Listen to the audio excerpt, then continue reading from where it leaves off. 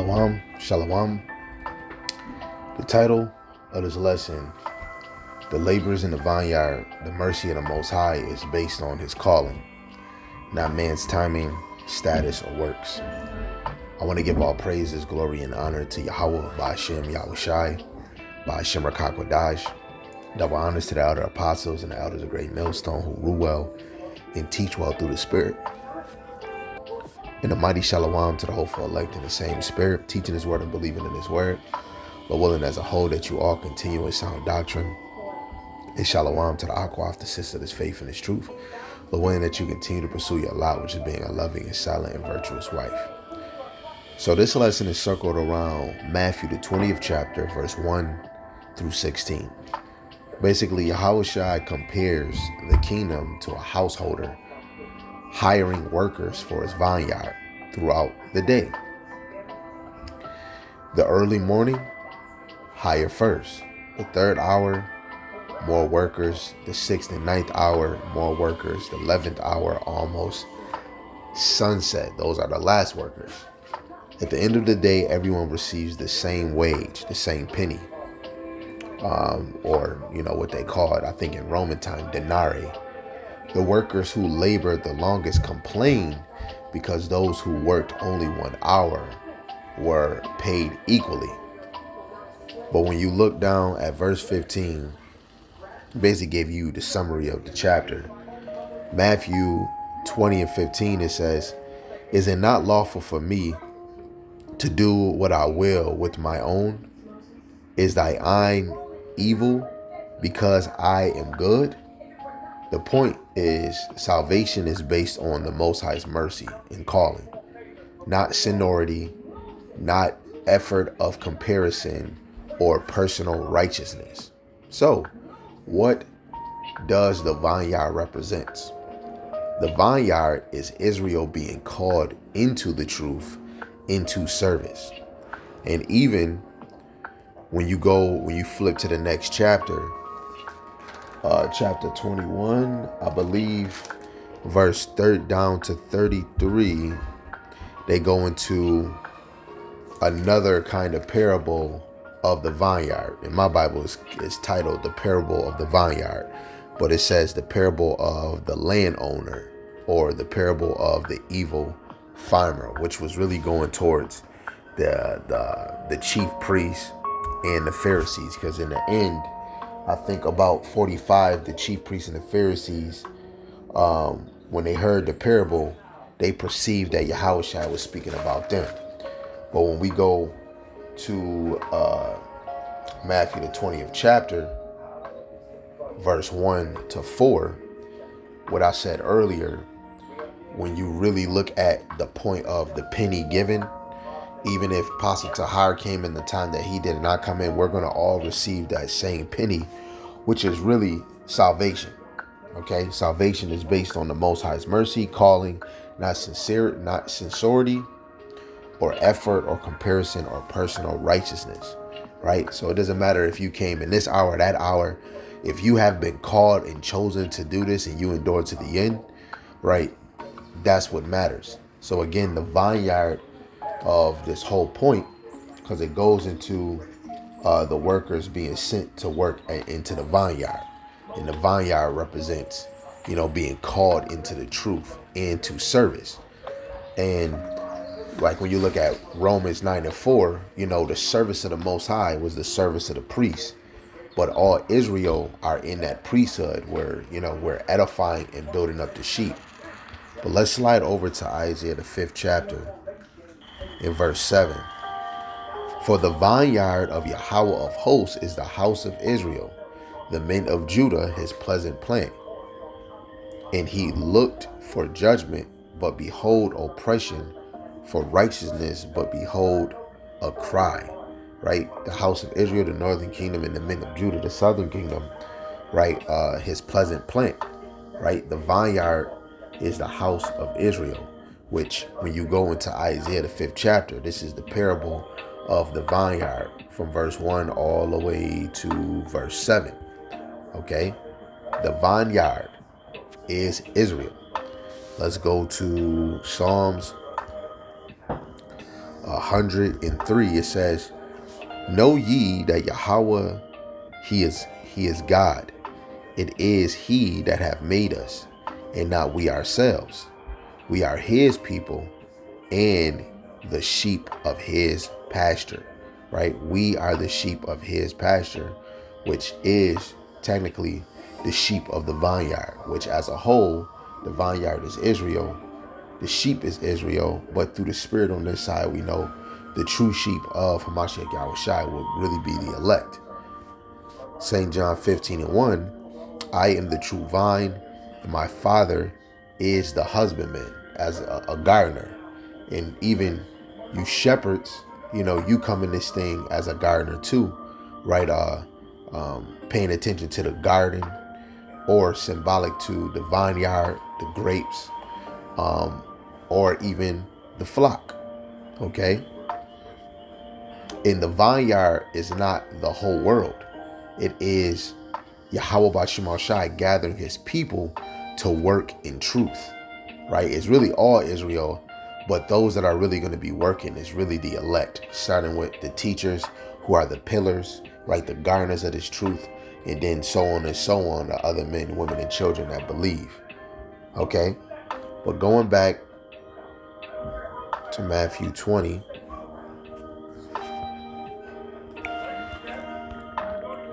because we're going to speak on these hours. When you go to Matthew, the 20th chapter, verse 3, and he went out about the third hour and saw others standing idle in the marketplace, and said unto them, go ye also into the vineyard, whatsoever is right I will give you.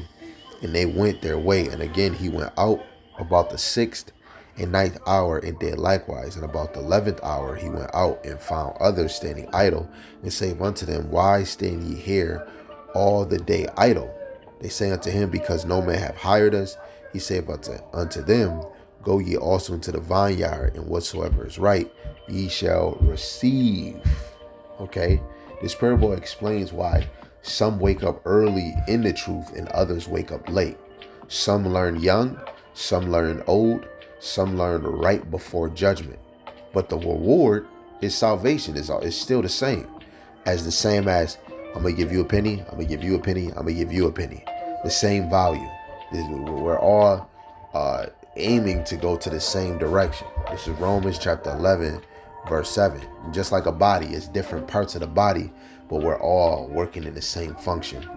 This is Romans 11:7. What then? Israel have not obtained that which he seeketh for, but the election have obtained it, and the rest were blinded.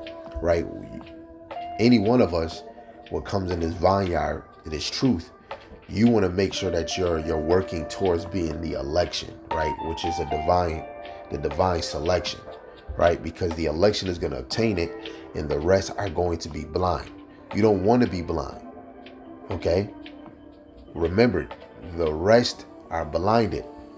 So when you come in this thing, you got to analyze, right? Are you the one that's going to obtain this knowledge, or are you going to be blind?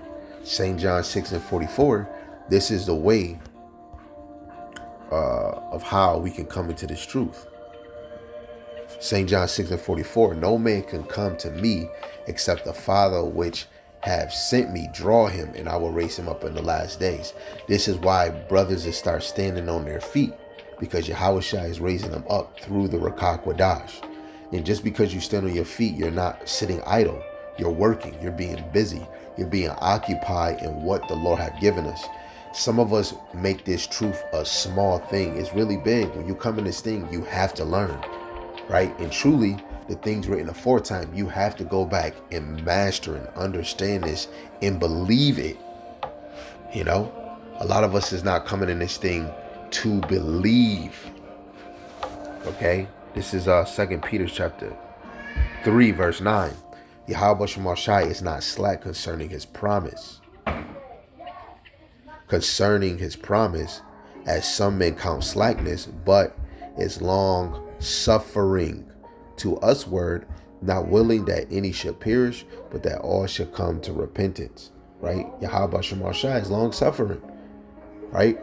And he's not slack concerning his promise, but this is why we want to continue in this work. In the NLT, Yahweh Shai isn't really being slow about his promise as some people think.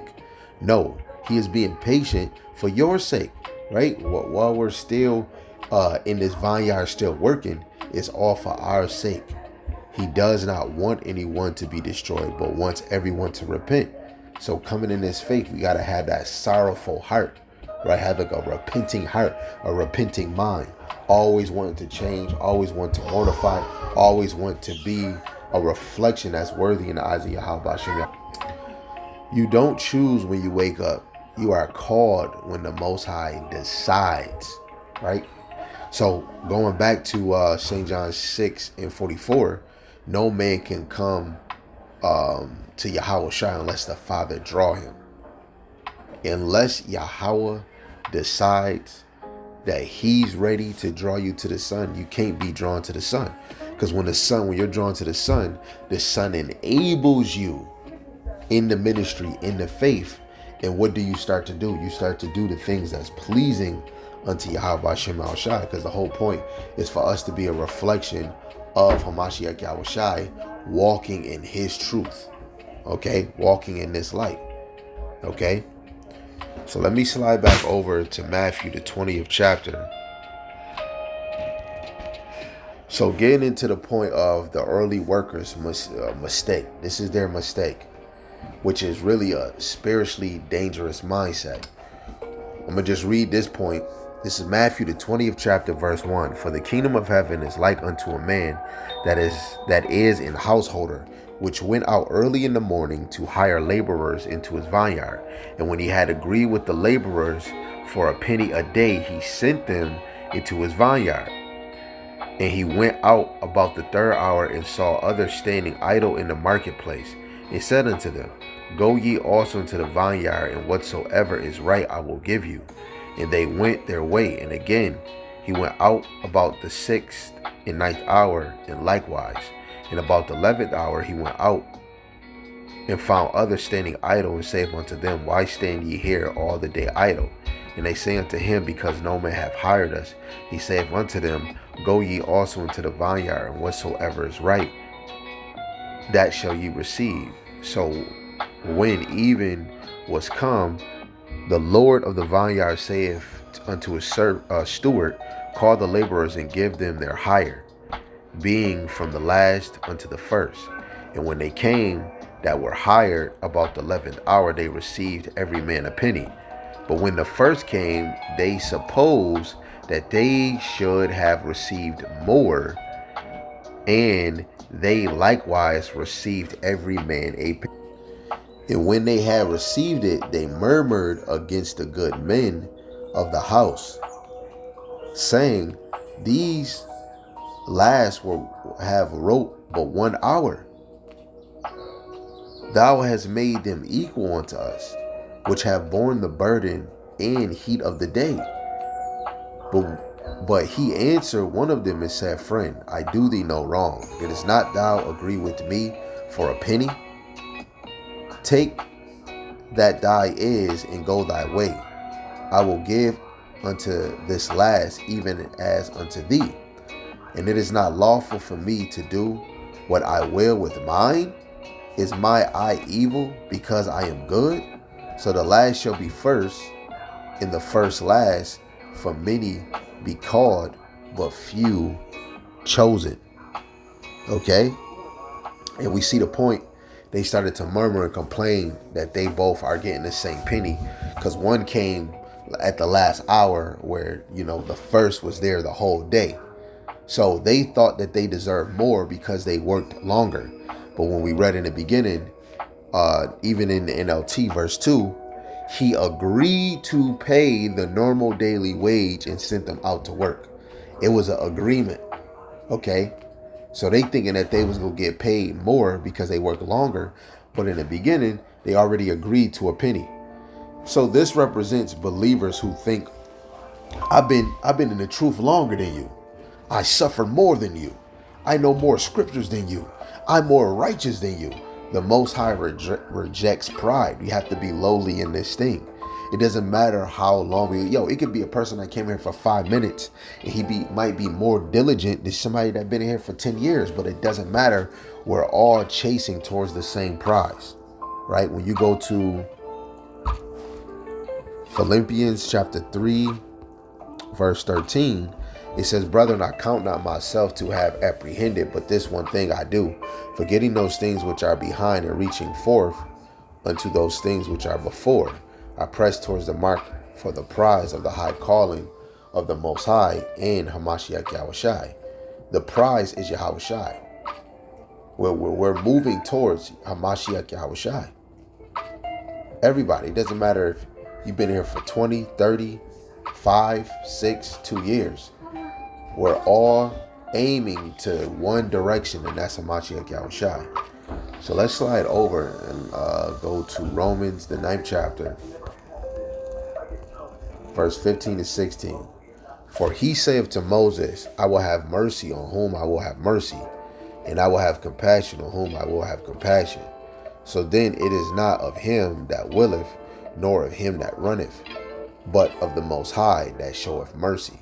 Right? And even when we look at congregation of today, those that are trying to make themselves first or trying to be the top guy, they shall be made last.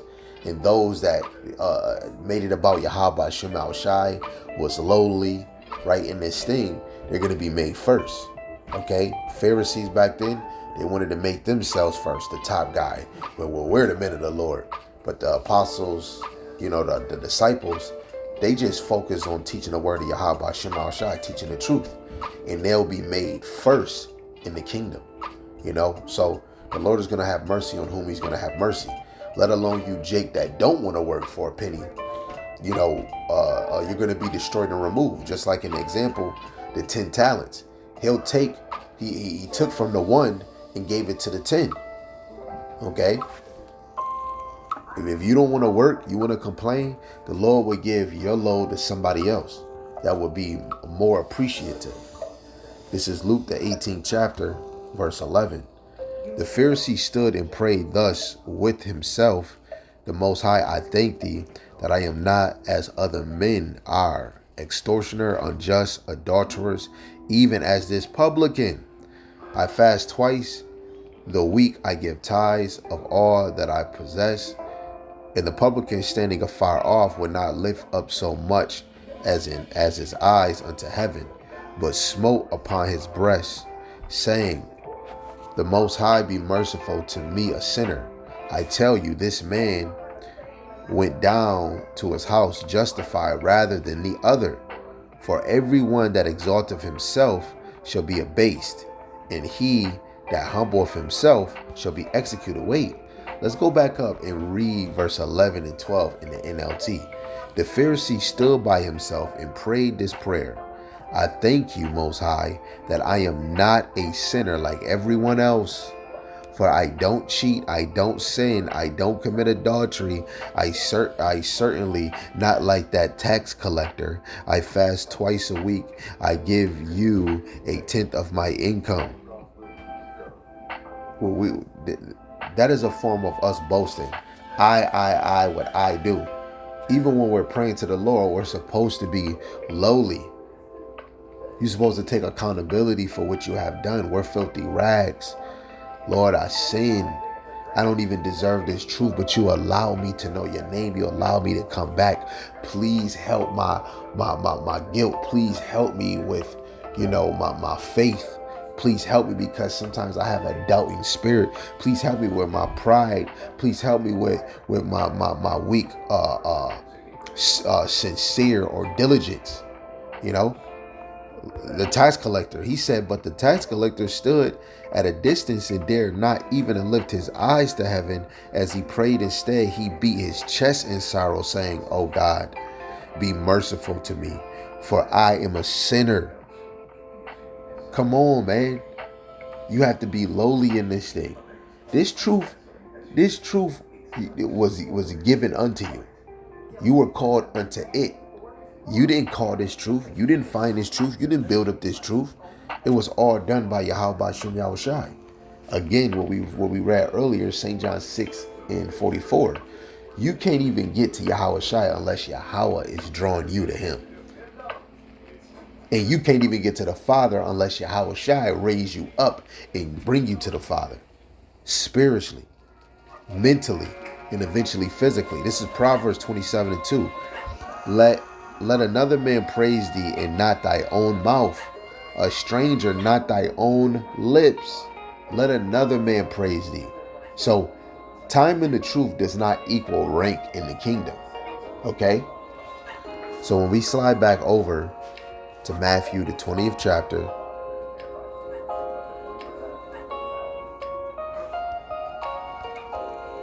the last workers, late repenters, right? Because who came in at the last second? Let's see. Let's go back up.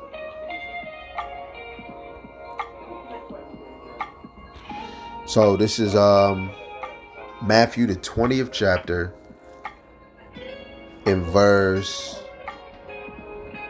6. It says, "In about the 11th hour he went out and found others standing idle, and saith unto them, Why stand ye here all the day idle? They say unto him, Because no man hath hired us. He saith unto them, Go ye also into the vineyard, and whatsoever is right, that shall ye receive. So when even was come, the Lord of the vineyard saith unto his steward, Call the laborers and give them their hire, beginning from the last unto the first." Okay, the last worker, he came in the 11th hour. That's the late repenter, right? And when we look at it, it's when all hell break loose. Just like as in when like the famine of the word come, you gonna have people that start to believe in the Lord, especially by seeing miracles. You got some that's believing now, coming in this truth at different times by hearing the words. But then you're gonna have others that probably didn't have a chance to really dissect the breakdowns and the lessons. In the time of the famine of the word, some men or women might see miracles. You might see a brother heal. You see a brother have somebody's eyes open, healing, right? Food might appear. It's certain things that the Lord is going to allow spiritual things to happen through the men of the Lord, where they're going to do greater works on this side. And there's going to be people that's going to start to cleave and believe that Yahweh Shema Shai is real. And they're going to be late repenters. Okay, so those hired at the 11th hour represent people who wake up right before judgment, right? That last second, right before those doors close, yet still receive salvation. It's amazing how the Lord has different points in the scriptures leading to different times where people come in this truth. That's amazing. Another example, no free will. We all have a appointed time where we're going to hear this truth. So Ezekiel 33 verse 11, it says, "Say unto them, as I live, saith Yahweh Shema Shai power, I have no pleasure in the death of the wicked, but that the wicked turn from his way and live. Turn ye from your evil ways. For why will ye die, O house of Israel? Therefore, thou son of man, say unto the children of thy people, the righteousness of the righteous shall not deliver him in the day of his transgression. As for the wickedness of the wicked, he shall not fall thereby in the day that he turneth from his wickedness. Neither shall the righteous be able to live for his righteousness in the day that he sinneth. When I shall say to the righteous that he shall surely live if he trust to his own righteousness and commit iniquity, all his righteousness shall not be remembered, but for his iniquity that he have committed, he shall die for it. Again, when I say unto the wicked, thou shalt surely die, if he turn from his sin and do that which is lawful and right. If the wicked restore the pledge, give again that he had robbed, walk in the statutes of life, without committing iniquity, he shall surely live, he shall not die. None of his sins that he have committed shall be mentioned unto him. He have done that which is lawful and right, he shall surely live. Okay, so wicked who turns late shall live. It's the same as in even when you look at Ezekiel, the 3rd chapter, right? You warn the wicked of their unrighteousness, and if they turn from it, right, they'll be spared. Basically, their blood is not going to be required. But say if you warn them and they reject it, their blood is going to be required. So let's slide to Luke, the 23rd chapter, verse 39.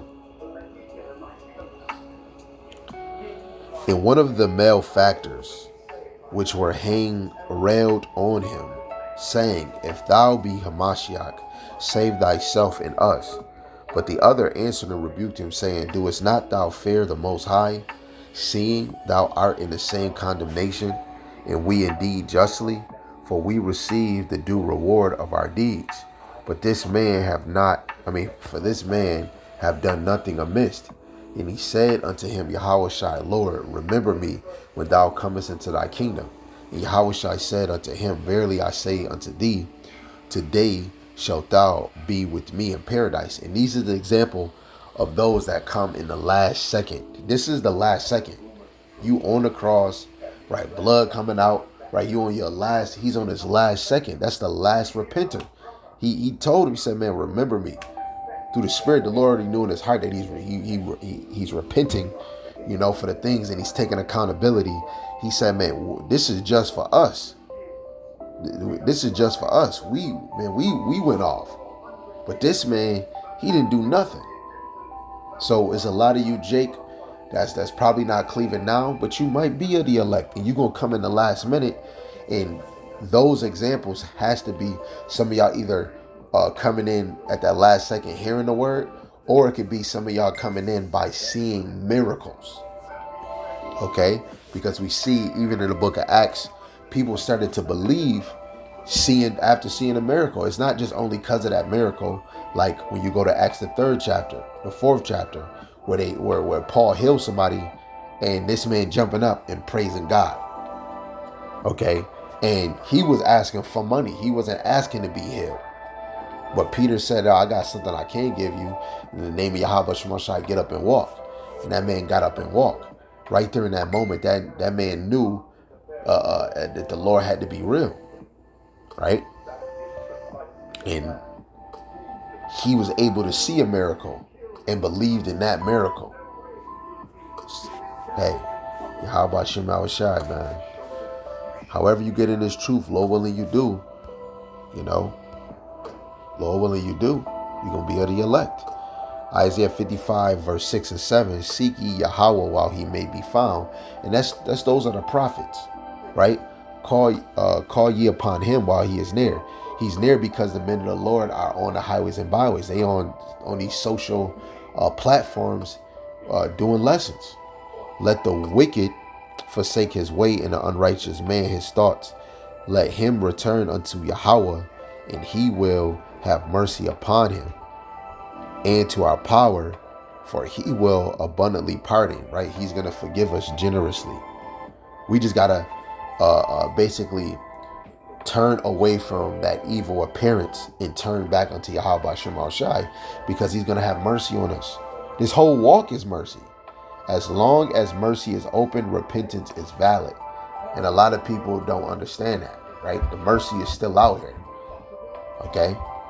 So even when you go back to Matthew 20, where he said, verse 16, so the last shall be first and the first last, for many be called, but few chosen, right? The first shall be last. Meaning what? Position among men, position in the kingdom. Some respected now, rejected later. Some unnoticed now, but honored later. Roles are going to be switched, even within Israel. So Luke 13, verse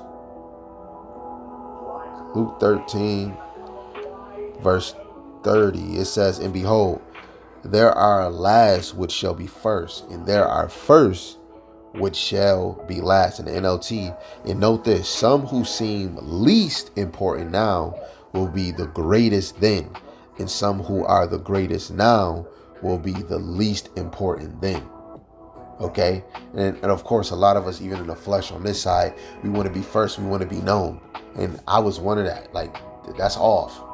But the Lord is letting us know, just even in the kingdom, those that are last on this side are going to be made first, or they're going to be greater in the kingdom. You know, in the least that's going to be in the kingdom is not the 1/3, right? That's just a ranking system. So yes, they're the least out of the ranking system, but whoever gets salvation on this side is great. Okay, but the least is truly going to be the 2/3 that come back. So let's go to 1 Corinthians chapter 1 in verse 27. But the Most High have chosen the foolish things of the world to confound the wise, and the Most High have chosen the weak things of the world to confound the things that are which are mighty. And base things of the world and things which are despised have the Most High chosen. Yeah, and things which are not, to bring not things that are, that no flesh should glory in his presence. In the NLT verse 28 and 29, the Most High chose things despised by the world, things counted as nothing at all, and used them to bring nothing what the world considers important, which is really the wisdom, knowledge, and understanding, right? These are the things that are actually despised in this world, and you, the true apostle, prophets, evangelists, and teachers, right? You are something that's despised in this world. As a result, no one can never boast in the presence of the Most High. That's why the true men of the Lord can't boast. You know, they have to be lowly, just like the publican. He said, man, I am a sinner. He didn't even point or say anything about this Pharisee. He kept pointing on to himself, right? So the weak chosen to confound the mighty, right? And hey, all praise to Yahweh Shema Shai that he have given us these things, right, to confound the mighty. That's why the Bible is the best tool, the best weapon, right? The best comfort on the earth. This is James 2 and 5. It says, hearken, my beloved brethren, have not the Most High chosen the poor of this world, rich in faith, heirs of the kingdom, which he hath promised to them that love him? Poor, rich in faith, right? And that would be the elect that are lowly and humbled in this thing, right? In the NLT, it says, listen to me, dear brothers and sisters. Has the Most High chosen the poor in this world to be rich in faith? Aren't they the ones who will inherit the kingdom he promised to those who love him, right? Because Jake really is the tail. You know, we're the servants, you know, we're the poor in this world, right? Let's actually look up the meaning of poor in this verse. Let's see if we can add another point. Strong's G 4434. Tochas. So biblical usage reduced to a beggary, begging, asking, alms. The blind man asked for alms. He was begging. Lazarus had an example in Luke the 16, the rich man and the beggar, right? But truly, we're a beggar, man, right? Lowly, afflicted, helpless, powerless to accomplish an end, lacking in anything as respects their spirit. Let's see. Yeah, so a beggar or someone that's lowly. Okay. And even I think Matthew the 5th chapter, it says something about somebody poor too. Let's see. Matthew 5 and 3, it says, blessed are the poor in spirit, for theirs is the kingdom of heaven. The NLT, the Most High blesses those who are poor and realize their need for him, right? Because without Yahweh Shema Shai, we're nothing. Like, we don't have nothing. That's how I have nothing that can guarantee my comfort, guarantee my freedom without Yahweh Shema Shai. Because I know I need him to get freed. I know I need him to come alive. I know I need him to know how to love my wife and my children, you know. So when we go back to Matthew 20, the true message of this parable, this earthly story, this heavenly matter of laborers in the vineyard, this parable destroys 3 false beliefs. One of them is seniority saves, knowledge saves, works alone saves. What actually saves is calling, mercy, and enduring faith. Let's go to Ephesians, the 2nd chapter, verse 8 and 9. For by grace are ye saved through faith, and that not of yourselves, it is the gift of the Most High, not of works, lest any man should boast. Right? The works that we do pertaining to teaching, the works that we do in the law, is really by the grace. Is the grace, that favor from the Lord, and we're saved through the faith. Right? That gift, that power that the Lord have given us, because faith is a gift. Grace is a gift given to us because he gave us Yahweh Shai. So the works that we do over here on this side, you're supposed to do this work because you fear the Lord. You do this work because this is the will of the Father. You do this work because you're supposed to be obedient. The Lord rather obedience than sacrifice. So how can we show that we're obedient if we're not doing the work of the Lord? But it's the work that we do for the Lord. It's not for us to boast. Right? Every day it's about your faith, and your faith moves you to do the things that's pleasing unto the Lord. So we're saved by grace, not by the works that you do. Okay? Let's slide over to Lamentations chapter 3, verse 22 to 23. It is of Yahweh's mercies that we are not consumed, because his compassions fail not. They are new every morning. Great is thy faithfulness. Mercy renewed daily. Mercy is renewed daily. Right? In the NLT, it says the faithful love of Yahweh never ends. His mercy never ceases. It never stops. He always has that compassion. He always has that mercy. What he said in Romans 9, he has mercy on whom he has mercy, compassion on whom he's going to have compassion on. His wrath is going to be on whoever he's going to have wrath on. And whoever he has mercy on, what? They have to endure until the end. Matthew 24, verse 13. But he that shall endure until the end, the same shall be saved. What you endure, you think is easy? No. It's going to have some hardships, some ups and downs, some slips, some bruises, some bumps. But understand, you're still given the same penny. Okay? He might be about to get murdered. You just got to run and go and hide it. Y'all still working for the same penny. The penny is synonymous with salvation, right? The eternal life, the reward you're going to get for your work, regardless of hour, regardless the whole day or half the day.